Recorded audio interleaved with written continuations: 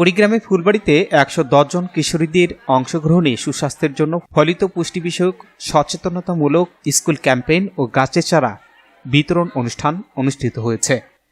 Phulbari pilot বালিকা উচ্চ বিদ্যালয়ের হলরুমে কৃষি উন্নয়নের মাধ্যমে পুষ্টি ও খাদ্য নিরাপত্তা জোরদারকরণ প্রকল্প বার্টান অঙ্গ এর বাস্তবায়নে বৃহস্পতিবার দিনব্যাপী ক্যাম্পেইনের উদ্বোধন করেন ফুলবাড়ি উপজেলার কৃষি অফিসার নীলুফা ইয়াসমিন।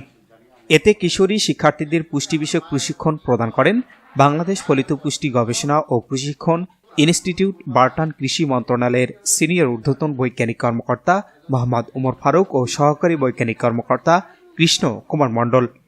এ সময় ফুলবাড়ি পাইলট উচ্চ বিদ্যালয়ের প্রধান শিক্ষক গোলাম কিবরিয়া লাকু, সহকারী শিক্ষিকা ফাতেমাতুজ জোহরা হ্যাপি সহ অন্যান্য শিক্ষকবৃন্দ উপস্থিত ছিলেন।